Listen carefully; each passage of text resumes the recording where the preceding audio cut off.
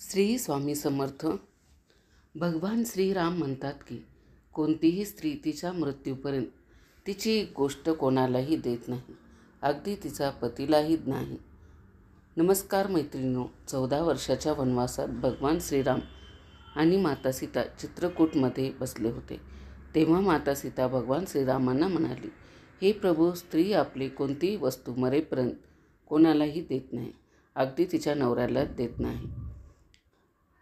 म्हणून भगवान श्रीराम म्हणतात, हे देवी सीता, हा प्रश्न विचारून तू संपूर्ण मानवजातीचे कल्याण केले आहेस.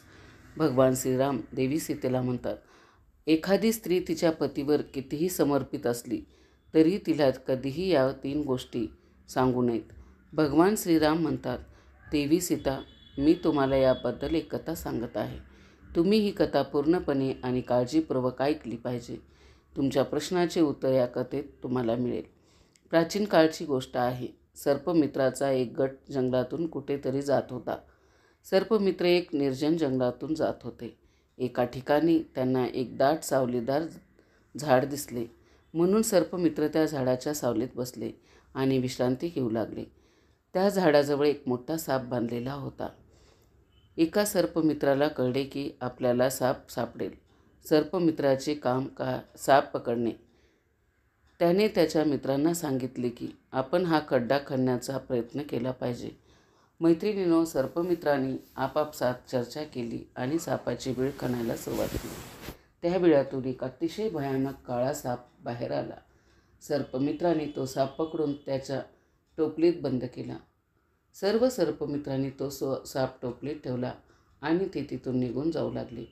चालत असताना त्या सर्पमित्रांना वाटले की आपण या सापाचे विष काढावे. काही अंतर पुढे गेल्यावर त्यांनी साप ज्या पेटीत बंद होता ती पेटी उघडली. जेव्हा सर्पमित्रांनी पेटी उघडली होती तेव्हा त्यांना पाहून आश्चर्य वाटले की पेटीतून साप गायब झाला आहे आणि विषारी सापाच्या जागी पेटीत एक अतिशय सुंदर आणि मौल्यवान नवलखा हार आहे. मोत्याच्या त्या हाराला पाहून सर्पमित्रांना खूप आनंद झाला. आपण साप पकडला आहे हे पाहून सर्व सर्पमित्रांना आश्चर्य वाटले. पण हा हार कुठून आला? पण हे चांगले आहे. हा हार त्या सापापेक्षा आणखीन मौल्यवान आहे. आपण तो राजाकडे घेऊन जाऊया. हाराच्या बदल्यात आपण जे काही पैसे मागू ते राजा आपल्याला देईल. असा विचार करून सर्पमित्रांनी राजा चित्रसेनाच्या शहरात निघून जातात. सर्पमित्र राजाच्या राजवाड्यात पोहोचतात, जिथे राजाचा दरबार सुरू होतो. राजा आणि त्याचे सर्व मंत्री दरबारात बसले आहेत. अचानक सर्पमित्राचा एक गट दरबारात शिरला. सर्व सर्पमित्रांनी राजाला अभिवादन केले.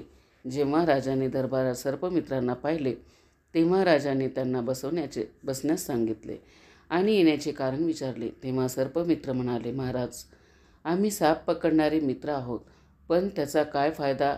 आम्ही तुमच्याकडे येण्याचे कारण काय असू शकते महाराज, पण आमच्याकडे एक अतिशय मौल्यवान हार आहे जो तुमच्या राणीच्या गळ्यात सौंदर्य वाढू शकतो.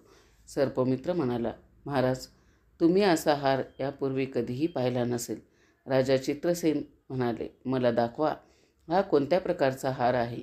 मग सर्पमित्राने हार ठेवलेला डब्बा उघडला आणि त्याला दाखवला. तो विचित्र हार पाहून राजा आणि त्याचा संपूर्ण दरबार आश्चर्यचकित झाला की त्यांनी असा हार यापूर्वी कधीही पाहिला नव्हता. हार पाहून राजाने सर्पमित्रांना विचारले की तुम्हाला हा विचित्र हार कुठून मिळाला आहे? सर्पमित्र म्हणाले, महाराज, आम्हाला वाटेत हा हार सापडला आणि आम्ही विचार केला की तो राजाला भेट का देऊ नये. राजा म्हणाला, ठीक आहे, आम्ही तुमची भेट स्वीकारतो.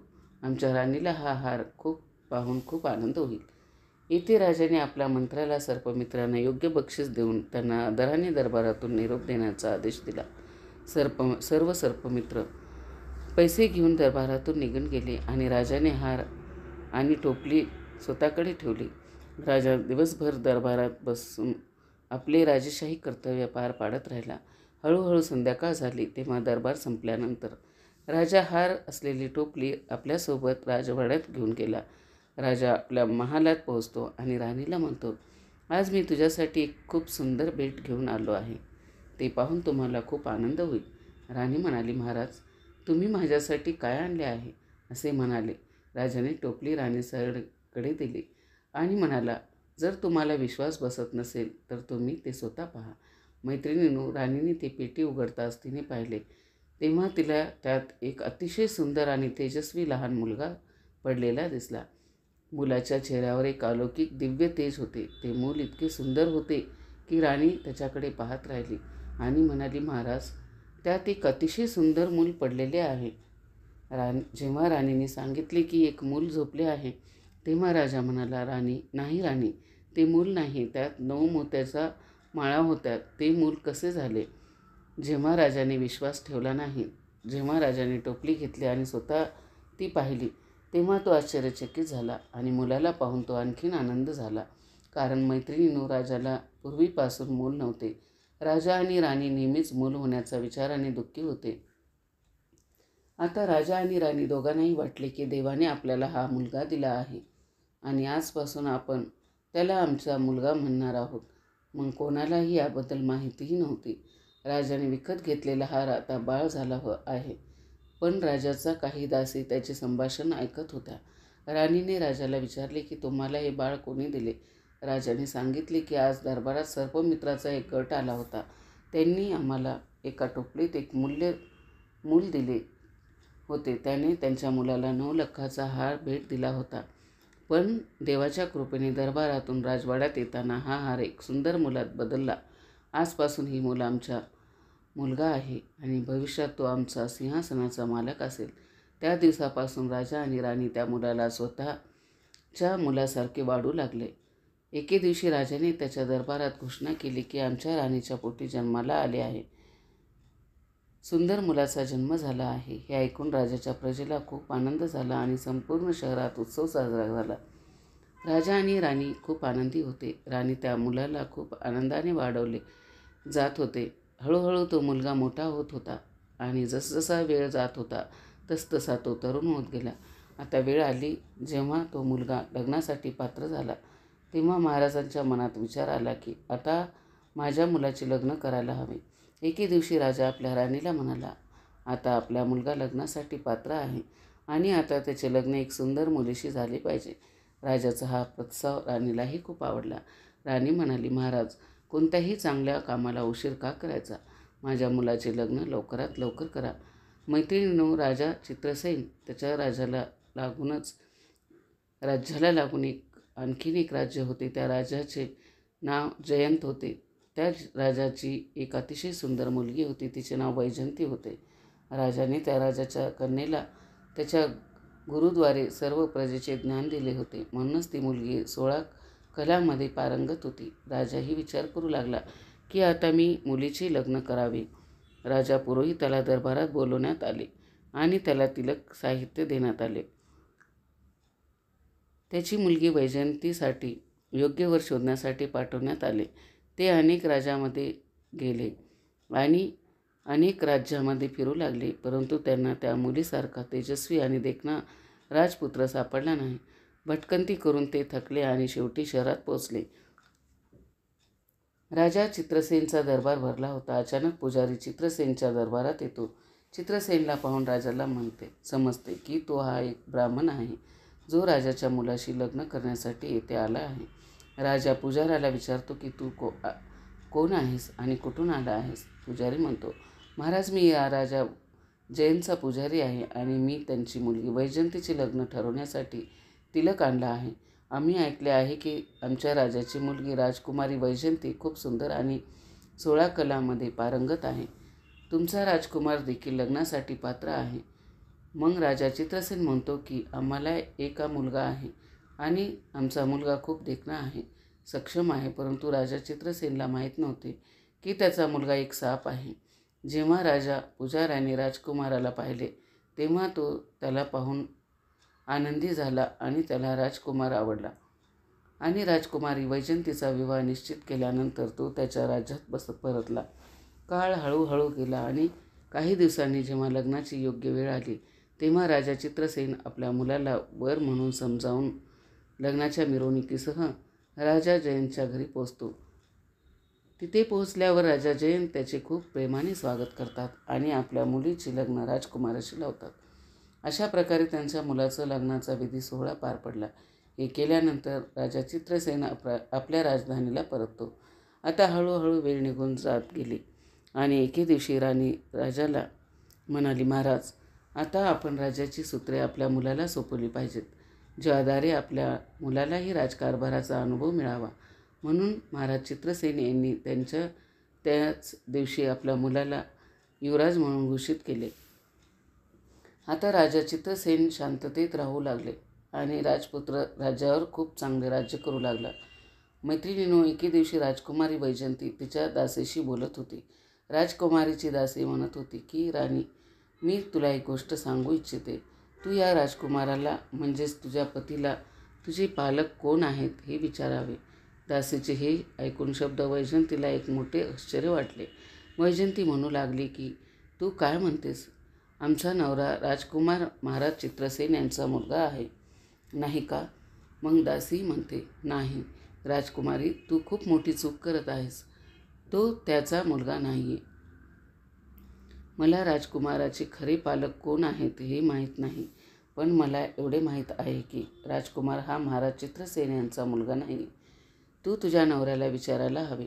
आता राजकुमारी वैजयंतीलाही तिच्या पतीबद्दल शंका येऊ लागल्या.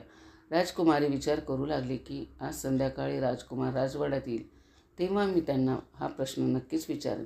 संध्याकाळी राजकुमार राजवाड्यात आल्यावर राजकुमाराची पत्नी वैजयंती राजकुमाराला सांगते की, महाराज, मला तुम्हाला एक प्रश्न विचारायचा आहे. राजकुमार म्हणतो, विचार, तुम्हाला काय विचारायचे आहे? मग राजकन्या विचारते की, तुझे आईवडील कोण आहेत आणि तू कोणत्या कुळातील आहेस ते मला सांगा. हे ऐकून राजकुमार म्हणाला की, राणी, तू भान हरवली आहेस का? महाराज चित्रसेन आणि राणी माझे आईवडील आहेत. मग वैजयंती म्हणाली की, नाही महाराज, तुम्ही माझ्यापासून काहीतरी लपवत आहात. कृपया करून मला खरं सांगा. आता हे ऐकल्यानंतर राजकुमार मोठ्या द्विधेत सापडतो. राजकुमाराला वाटू लागले की आज कोणीतरी तिच्या मनात हा प्रश्न उपस्थित केला आहे, कोणीतरी तिची दिशाभूल केली आहे. मैत्रिणींनो, राजकुमाराने त्याच्या पत्नीला खूप समजावून सांगितले की, बघ, मी राजाचा मुलगा आहे. तू माझा वेळ व्यर्थ वाया घालवत आहेस. तू मला त्रास देत आहेस. आता राजकुमारी निघून गेली आणि म्हणाली की, आता तुला मला सांगावे लागेल की तू कोणत्या कुळातील आहेस आणि तुझे पालक कोण आहेत. राजकुमार वारंवार आपल्या पत्नीला सहमत होण्यास सांगतो. अजूनही वेळ आहे. मला हा प्रश्न विचारू नकोस, नाही तर तुला खूप पश्चाताप होईल. पण राजकन्या हट्टी होती आणि म्हणाली, जर तू मला सांगितले नाहीस तर मी अन्न खाणार नाही. मला वाटेल की तू माझ्यावर खोटं प्रेम करतोस. हे ऐकून राजाचा मुलगा म्हणाला, तर ठीक आहे, मी तुला हे सांगेन, पण इथे नाही. उद्या आपण राजवाड्यातून बाहेर फिरण्यासाठी जाऊयात आणि तिथे मी तुला सगळे सांगेन. राजकुमार आणि राजाची पत्नी वैजयंती दोघेही रथामध्ये बसतात आणि जंगलात फिरायला जाण्याच्या बहाण्याने दोघेही राजवाडा सोडून एका नदीच्या काठावर पोचतात. नदी पाहून राजकुमारी वैजयंती म्हणाली, महाराज, कृपया मला या नदीच्या काठावर घेऊन जा. तुम्ही मला इथे का आणले आहे? तुमचा या नदीशी काही संबंध आहे का? मग राजकुमार म्हणतो, मी पुन्हा तुम्हाला सांगतो की तुम्ही माझ्याबद्दल विचारू नका, नाहीतर तुम्हाला खूप पश्चाताप करावा लागेल. राजकुमाराच्या समजूतदारपणावरही राजकन्येने ऐकले नाही आणि म्हणाले, नाही महाराज, कृपया मला सांगा, तुझे आईवडील कोण आहेत आणि तू कोणत्या कुळातील आहेस? जेव्हा राजकुमारी वैजयंती ऐकत नाही तेव्हा राजकुमार नदीत उडी मारतो आणि जेव्हा तो कमरेपर्यंत पाण्यात पोचतो तेव्हा तो पाण्या म्हणतो, राणी, अजून काहीही बिघडले नाही, मलाही विचारू नका. पण राजकुमारी म्हणाली, काहीही झाले तरी या प्रश्नाचे उत्तर मिळाल्यानंतरच मी सहमत होईल. अशा प्रकारे राजकुमार नदीच्या पाण्यात खोलवर जातो आणि जेव्हा तो कमरेपर्यंत पाण्यात पोहोचतो तेव्हा तो म्हणतो, तेव्हा पुन्हा राणीला समजावतो. जेव्हा तो पाण्यात त्याच्या छातीपर्यंत पोहोचतो तेव्हा राजकुमार राणीला समजावून म्हणतो, राणी, तुमची विचारणे मला तुमच्यापासून दूर नेऊ शकते. राजकुमारी म्हणाली, काहीही झाले तरी तू हे रहस्य मला सांगितलेच पाहिजे.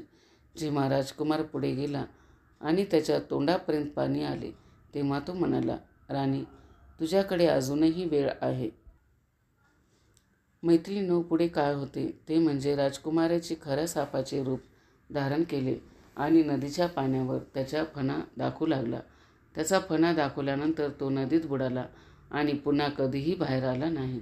राजकुमारी वैजयंतीने राजकुमारला शोधण्याचा खूप प्रयत्न केला, पण राजकुमार कुठेच सापडला नाही.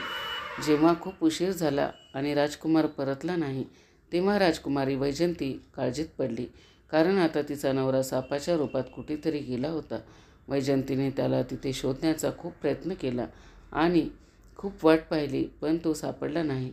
आता वैजयंती तिच्या सारथीला राजवाड्यात जाऊन राजाला कळवण्यास सांगते. त्याचा सारथी गेला आणि राजा चित्रसेनला ही बातमी दिली की राजा, तुमचा मुलगा राजपुत्र नदीत बुडाला आहे. हे सर्व ऐकून राजाला खूप वाईट वाटले. राजा आपल्या सैनिकांना नदीच्या पाण्यात शोध घेण्याचा आदेश देतो. राजाचे सैनिक राणी वैजयंती महाराज आणि महाराणीसह नदीवर पोहोचतात. त्यांनी खूप प्रयत्न केले, पण त्यांना यश मिळाले नाही. अनेक गोताखोरांनी नदीत राजकुमाराचा मृतदेह शोधला, पण त्यांना काहीही सापडले नाही. आता राजा आणि राणी राजकुमारी वैजयंती मोठ्या दुःखाने त्यांच्या राजवाड्यात परतले. राजाला वाटले की त्यांचा मुलगा नदीत बुडून मरण पावला आहे. राणी वैजयंती देखील खूप दुःखी झाली आणि स्वतःला शिव्या देऊ लागली की मी खूप वाईट कृत्य केले आहे. माझ्या स्वतःच्या कर्मामुळे माझा आज नवरा माझ्यापासून दूर गेला. जर मी त्याला त्याच्या वंशाबद्दल विचारण्याचा आग्रह धरला नसता, तर कदाचित माझा नवरा माझ्यापासून दूर गेला नसता. पण राजकुमारी वैजयंती एक महान विद्वान होती आणि 16 विषयामध्ये प्रावीण्य होती. बराच विचार केल्यानंतर तिला एक कल्पना सुचली. राजकुमारीने तिच्या संपूर्ण शहरात घोषणा केली की जर कोणी तिला काही नवीन गोष्ट सांगितली तर त्याला त्या बदल्यात योग्य बक्षीस दिले जाईल. ते वैयक्तिक अनुभव असो किंवा एखाद्या प्राचीन घटनेशी संबंधित असो, कोणतीही किंवा कथा असो, कोणीही काही कथन करेल त्याला योग्य ते बक्षीस दिले जाईल. मैत्रिणींनो, आता राणी वैजयंती दररोज कथा ऐकत असते. राणी वैजयंतीजवळ लोक कथा सांगत होते. काही रामायणातील कोणीतरी कथा सांगत होते, कोणीतरी एखाद्या राजाचा इतिहास सांगत होते. आता हे राजकुमारी वैजयंतीचे काम होते. ती सकाळपासून संध्याकाळपर्यंत नवीन कथा ऐकत राहायची. मैत्रिणींनो, अशा प्रकारे काही काळ गेला. एके दिवशी त्याच राज्यातील एका म्हातारा माणूस जवळच्या ठिकाणी आला. तो जंगलातून जात होता. तो म्हातारा जंगल ओलांडत असताना रात्र झाली. रात्री जंगलात जंगली प्राणी असल्याने पुढे जाणे योग्य नाही असे समजून तो म्हातारा त्या जंगलातील एका पिंपळाच्या झाडावर चढतो आणि तिथे बसतो. रात्रीची वेळ होती आणि भीतीमुळे माणूस खूप झोपू शकला नाही. रात्रीचे 12 वाजले तेव्हा त्याने पाहिले की एक सफाई कामगार बाहेर आला आणि तो संपूर्ण जंगल झाडून टाकत होता. मग त्याला पाण्याचा फवारणी करणारा माणूस दिसला. तो माणूस काम करायला आला आणि सर्वत्र पाणी फवारले. त्यानंतर तिथे खुर्च्या ठेवल्या जाऊ लागल्या. मग एक सिंहासन येते. म्हातारा माणूस पिंपळाच्या झाडावर बसून हे सर्व पाहत होता. त्याने पाहिले की तिथे एक बैठक सुरू झाली आहे. म्हातारा खूप घाबरला होता. तो मनात विचार करत होता की हे सर्व काय चालले आहे आणि हे सर्व लोक आहेत कोण? आज मला ते जिवंत सोडतील की नाही? एकामागून एक विचित्र पाहुणे तिथे येऊ लागले. तो विचित्र होता कारण तिथे अर्धे शरीर सापाचे होते आणि अर्धे शरीर माणसाचे होते. दिव्य शरीर असलेले साप खूप भयानक दिसत होते. तिथे त्यांचा दरबार सजवला जात होता आणि जेव्हा सर्व लोक तिथे पोहोचले तेव्हा तिथे 2 सिंहासने होती आणि काही वेळाने सापाचा राजा आणि त्यांचा मुलगा युवराज दोघेही आले आणि त्या सिंहासनावर बसले. संपूर्ण दरबाराने त्यांचे मनापासून स्वागत केले आणि त्यांच्यात चर्चा चालू होत्या आणि त्या नागराजाचा राजपुत्र होता.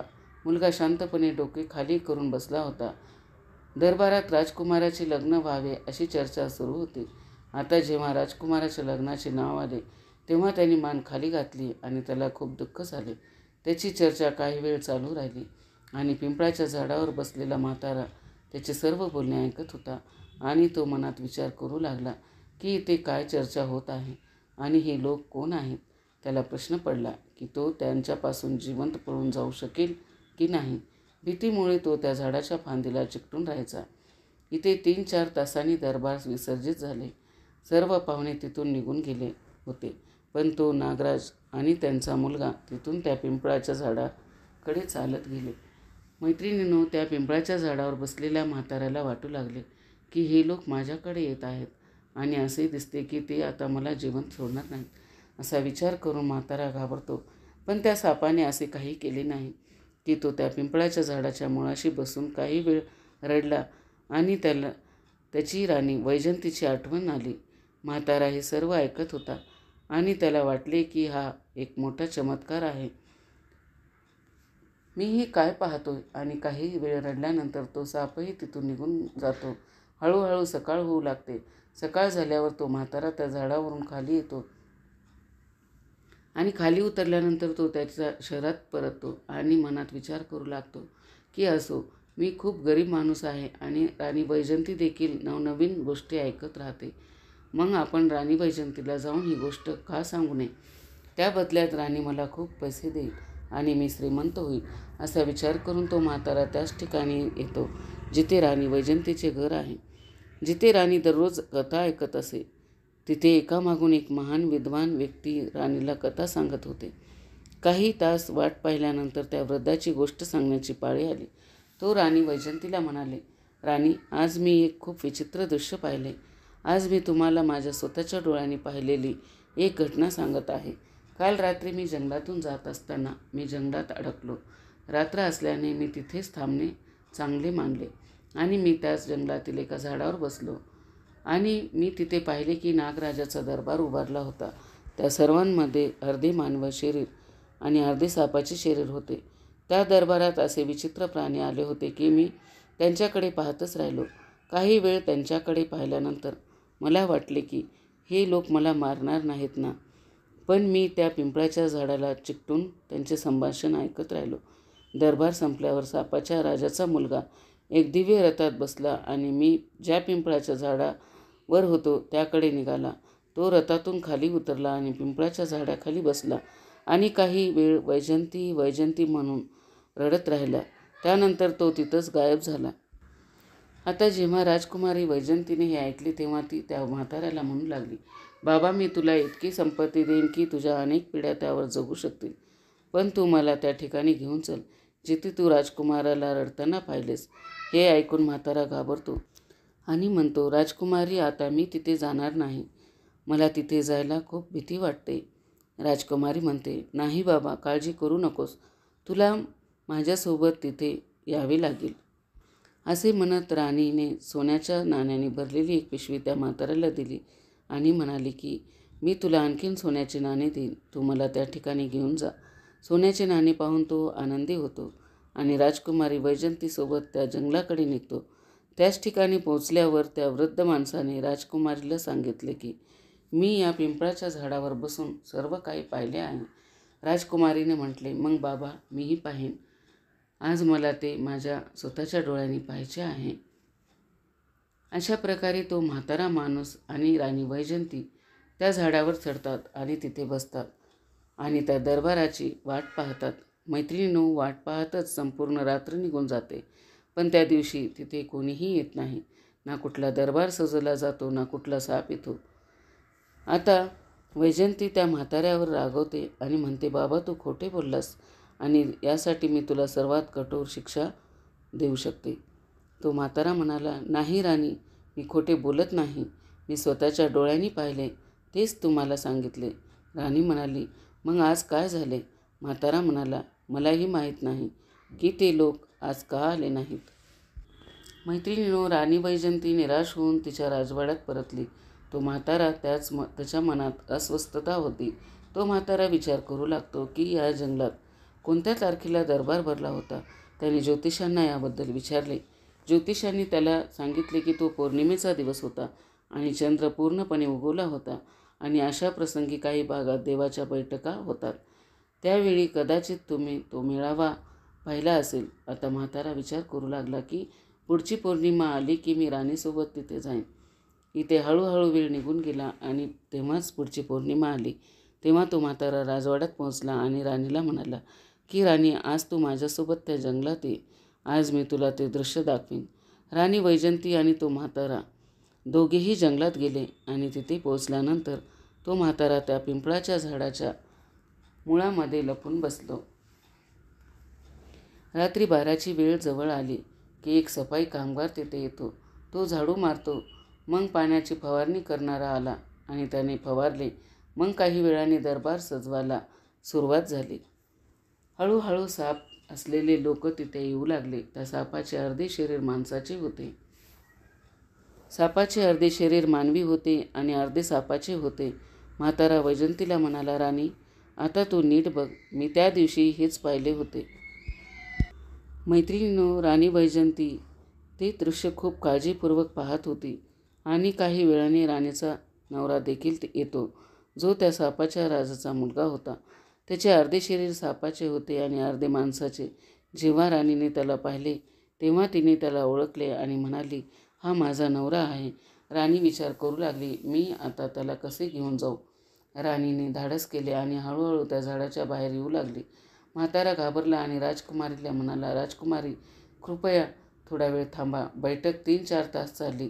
जेव्हा बैठक संपण्याची वेळ आली तेव्हा सर्व साप तिथून निघून गेले. राजकुमारीही त्या पिंपळाच्या झाडाजवळ आला आणि रडू लागला. त्याला पाहून राणी वैजंती घाबरली, कारण त्याचे अर्धे शरीर सापाचे होते आणि अर्धे मानवाचे होते आणि त्याचा चेहरा राजकुमाराचा होता. तिचा नवरा रडत असताना राजकुमारी स्वतःला रोखू शकली नाही. राजकुमारी वैजंती त्याच्याकडे गेली. ती येऊन त्याचे हात धरते. अचानक राणी वैजंतीला समोर उभे असलेली पाहून राजकुमार घाबरतो आणि म्हणतो, राणी, तू तर माझी राणी आहेस. राणी म्हणाली, मी तुला शोधण्यासाठी खूप प्रयत्न केले, पण आता मी तुला कुठेही जाऊ देणार नाही. हे ऐकून राजकुमार म्हणाला, नाही राणी, आता वेळ निघून गेली आहे. आता तुम्ही मला मिळू शकत नाही. इथे झालेली बैठक फक्त माझ्या लग्नाबद्दल आहे. आता तुम्ही मला मिळू शकत नाही.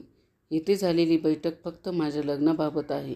या बैठकीत माझ्या वडिलांनी माझ्या लग्नाचा प्रस्ताव ठेवला आहे आणि जेव्हा तिसरी भेट होईल तेव्हा त्या भेटीत माझे लग्न निश्चित होईल. आणि जेव्हा माझे लग्न निश्चित होईल तेव्हा मला सांगा की मी तुमच्यासोबत कसे राहू शकेन.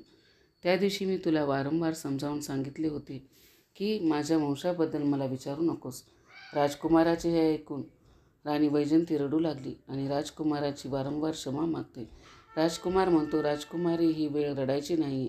मी तुम्हाला एक उपाय सांगतो. जर तुम्ही तो उपाय स्वीकारलात तर कदाचित मी तुमच्यासाठी उपलब्ध असेल.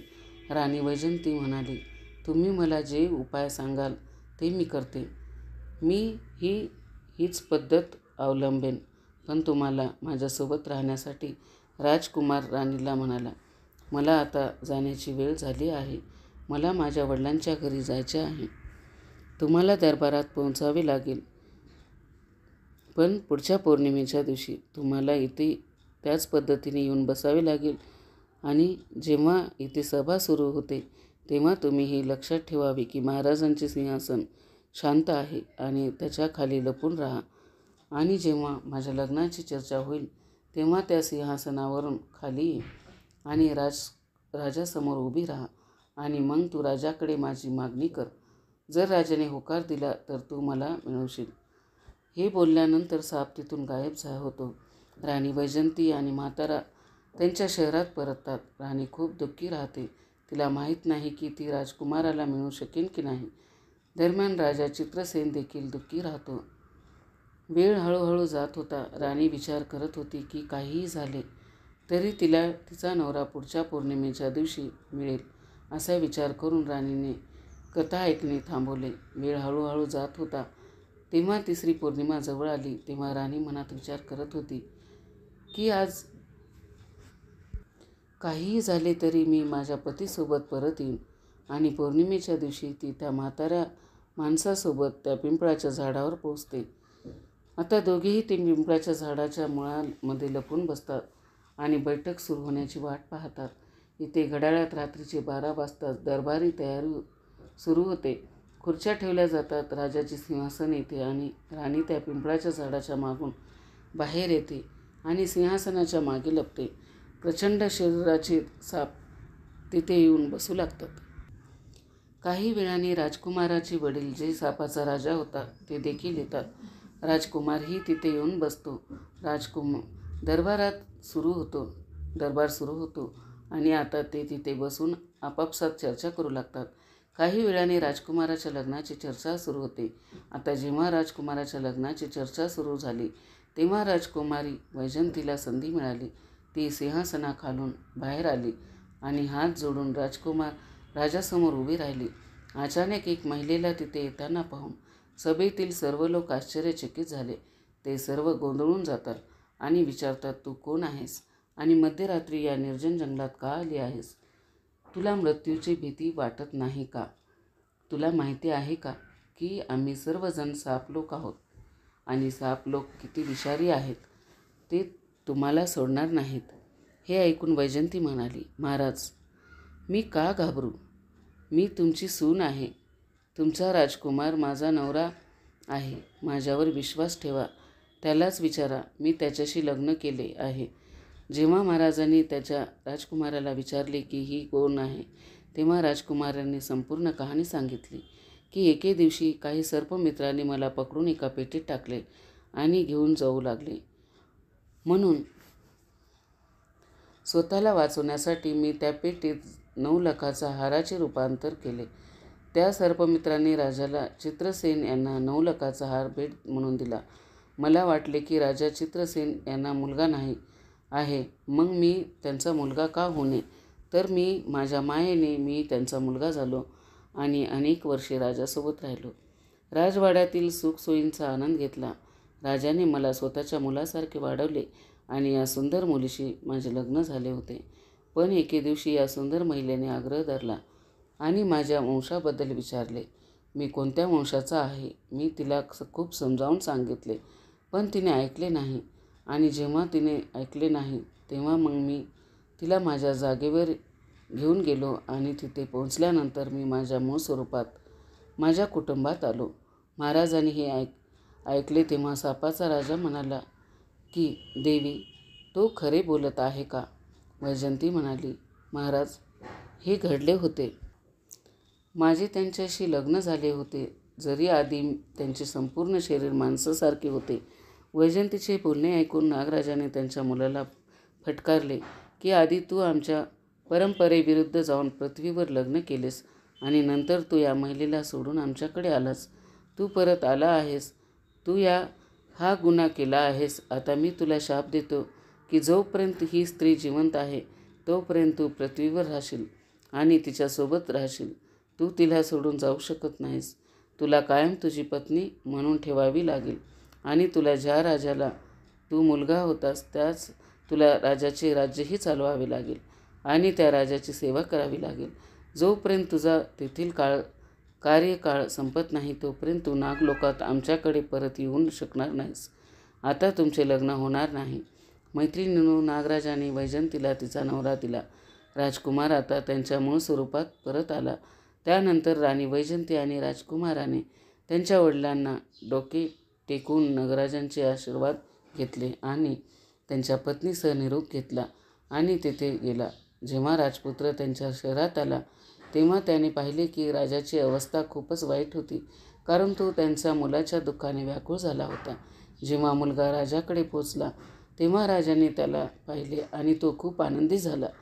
त्याला जणू काही तो त्याच्या सर्व आजारातून बरा झाला असे वाटले. राजा चित्रसेन आणि त्यांची राणी त्यांचा मुलगा सापडल्याने खूप आनंदी झाले. भगवान श्रीराम म्हणतात, हे देवी सीता, अशा प्रकारे राणी वैजयंतीला तिचा हरवलेला पती सापडला आणि ती तिच्या पतीसोबत मोठ्या प्रेमाने राहू लागली. भगवान श्रीराम म्हणाले की हे देवी सीता, या कथेतून शिकण्यासारखी आणि समजून घेण्याची गोष्ट म्हणजे ती कितीही प्रेमळ आणि समर्पित स्त्री असली तरी तिने स्वतःला किंवा कुटुंबातील सदस्यांना त्रास देणारी गोष्ट सांगू नये.